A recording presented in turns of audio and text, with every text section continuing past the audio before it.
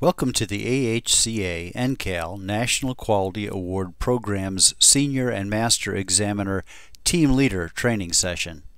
I'm Tim Case, your moderator for the session. I'd like to start by thanking you for your extra measure of service to the award program and to the long-term care community in serving as a team leader. The award staff and your team members certainly appreciate your time and expertise. A small manual was emailed to you to support this training session. Many details not specifically covered in the session are included in the manual. You should have the manual available as you view this session. This session supplements a more extensive 5-part training series for examiners. The members of your team will view the entire series. As the team leader, you should view the entire series as well, including the session for new examiners.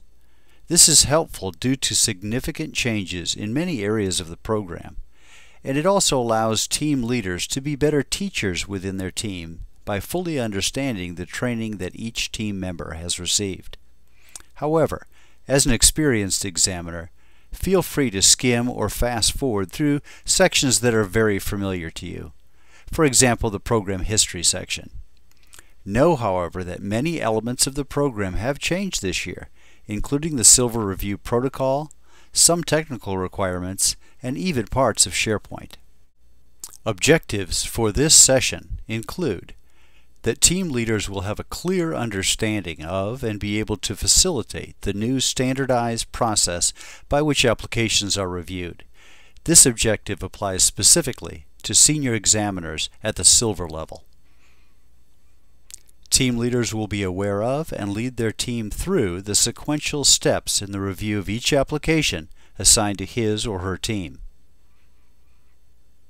Team leaders will be able to use facilitation skills to maximize their team members' contributions to the team.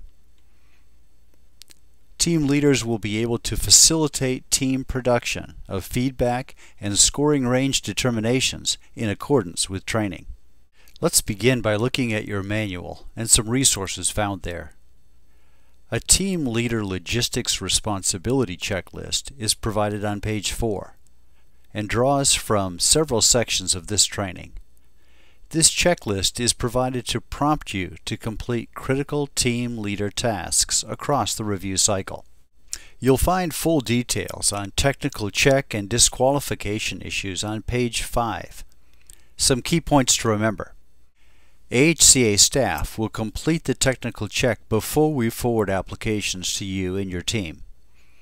If staff determine that an application with a minor violation will go forward for review, we will apprise you of this. If staff miss something, contact us to discuss it. Review the technical requirements in the application and instructions document before you begin. If you suspect a non-originality issue, contact staff immediately. In all cases, do not assume disqualification of any application without first talking with staff. Prior to the review session, you will lead your team in 2 primary tasks: the initial conference call and the subsequent application review calls. Details on leading the review protocol can be found on page 6 and check sheets on page 7 and 11 of your manual. So let's just look briefly at key elements of these tasks. Let's look at the initial conference call first. The team leader role is to support, provide guidance, and insight to members of the team in an effort to improve the comfort level, effectiveness, and skill set of all members. On the initial conference call, you will begin by having team members introduce themselves, including any prior experience with the Quality Award Program and other Baldrige-based award programs. Then facilitate a brief discussion where team members share whether they have completed the 5-part examiner training series, their comfort level at this point at writing feedback comments, any potential challenges or concerns they may have with completing the review process in a timely fashion, any major time impediments that may impact the teamwork. their ability to bring electronic versions of their work and laptop computers to the review session. Finally, any methods by which the team will share work prior to and at the review session. The next part of the initial conference call is an overview of the review process itself, including the role of the primary readers and primary reader application assignments, the role of the secondary readers, and then a description of an application review conference call. Next, cover your team's schedule of conference calls with associated applications, which applications get reviewed when, and conclude with a description of the review session itself. Your second primary task is leading the application review conference calls. Let's consider these calls and how you'll use the first application review call as an example to your team of the process. The team leader, you, will serve as the primary reader for this first review call. You will have received 6 key observations, and from these 2 feedback-ready comments from each team member for each item on the application. During the call, you'll reach consensus on comments and/or comment modifications to be completed by the primary reader after the call. You'll also reach consensus on scoring. Stress that the primary reader will always work with the team leader on proposed initial scoring prior to the call.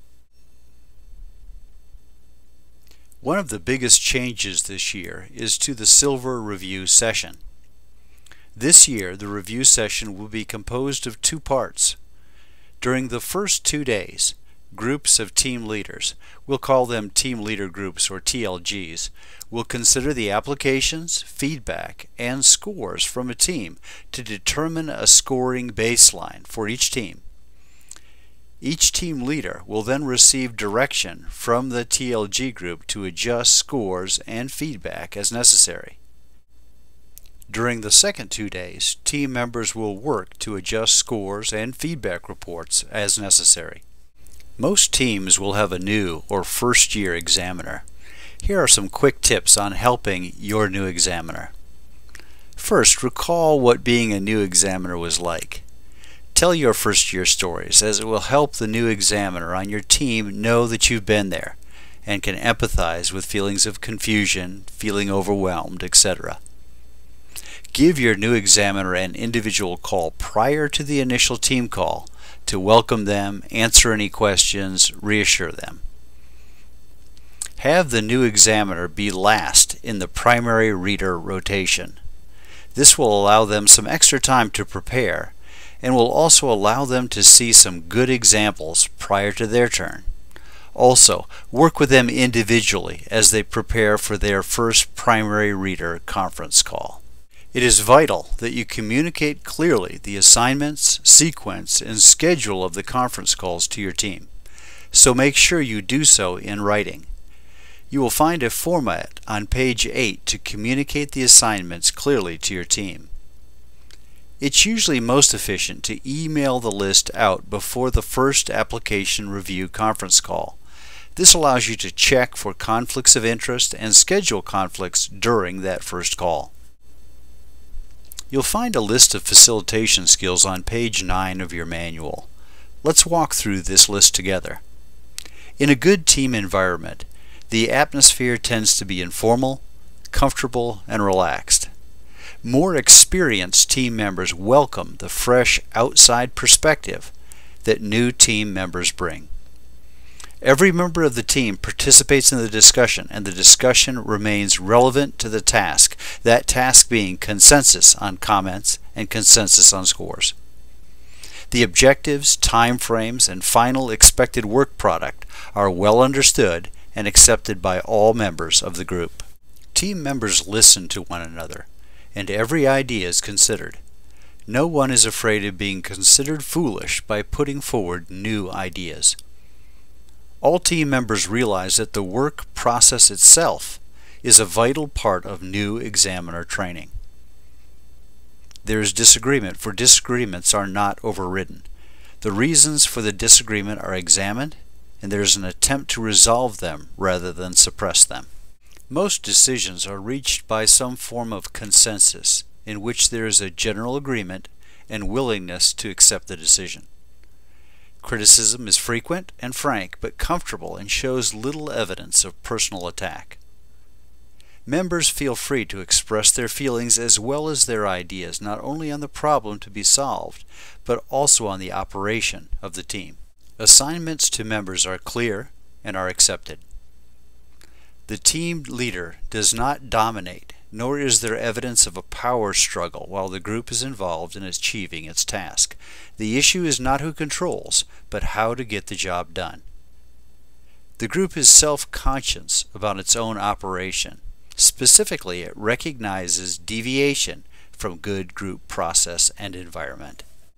Within your team, there will undoubtedly be differences in opinions regarding scoring. Remember that we have a scoring consensus process in the program. When there is a difference in scoring bands among the team for an item, the team members will each share why they placed it in the band they chose, paying particular attention and building on the 4 characteristic statements in the associated band. The objective is to determine if there are facts that were missed or differences in interpretation that might bring the team members to agree on the appropriate band. When consensus cannot be reached at the band level, then the majority will rule if there is a majority. If there is no majority, then the team will consider a compromise by averaging or some other reasonable means. If any team member feels it is necessary, they should request that staff assist in resolving the issue. At this point, you might be feeling a little overwhelmed as a team leader. If you begin to struggle with keeping up, you can consider, as the team leader, not personally contributing the 6 key observations and 2 feedback-ready comments yourself for every application, and instead concentrate on supporting the comment-writing efforts of your team members and working with the primary readers on the initial proposed scoring prior to the conference calls. Team support is your most important task. Again, many thanks for your contribution as a team leader. We look forward to great things from your team.